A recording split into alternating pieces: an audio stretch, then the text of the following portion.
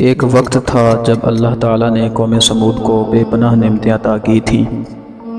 وہ لوگ پہاڑوں کو تراش کر شاندار گھر بناتے تھے۔ ان کے علاقے میں پانی کی فراوانی تھی اور زمین بہت زرخیز تھی، مگر اس سب کے باوجود انہوں نے اللہ کا شکر ادا کرنے کی بجائے شرک اور سرکشی اختیار کر لی۔ اللہ نے انہیں سیدھے راستے پر لانے کے لیے حضرت صالح علیہ السلام کو نبی بنا کر بھیجا۔ حضرت صالح علیہ السلام نے قوم کو اللہ کی طرف بلانا شروع کیا اور انہیں شرک سے باز رہنے کی نصیحت کی۔ انہوں نے اپنی قوم کو سمجھایا کہ جس اللہ نے انہیں یہ تمام نعمتیں عطا کی ہیں وہی حقیقی معبود ہے اور اس کے سوا کوئی عبادت کے لائق نہیں۔ قوم سمود نے حضرت صالح علیہ السلام کا مذاق اڑانا شروع کر دیا اور ان کی باتوں کو جھٹلا دیا۔ انہوں نے حضرت صالح علیہ السلام سے مطالبہ کیا کہ اگر وہ واقعی اللہ کے نبی ہیں تو انہیں ایک معجزہ دکھائیں۔ حضرت صالح علیہ السلام نے اللہ سے دعا کی اور اللہ تعالیٰ نے انہیں ایک عظیم معجزہ عطا کیا۔ ایک پہاڑ کی چٹان پھٹ گئی اور وہاں سے ایک بڑی اور شاندار اونٹنی ظاہر ہوئی۔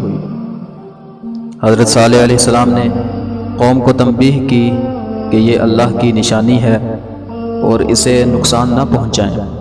یہ اونٹنی اللہ کا عطیہ ہے اور اس کا ایک دن مقرر ہے جب یہ پانی پیے گی اور ایک دن تمہارا ہوگا۔ مگر قوم سمود کے شریر پسند افراد نے اونٹنی کو قتل کرنے کی سازش کی اور بالآخر اسے نقصان پہنچایا۔ حضرت صالح علیہ السلام نے انہیں اس کے انجام سے خبردار کیا اور اللہ کے عذاب کے بارے میں تنبیہ دی۔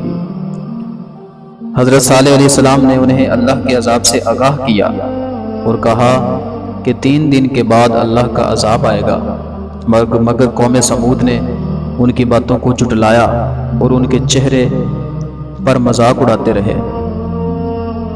3 دن گزرنے کے بعد اللہ کا عذاب آیا۔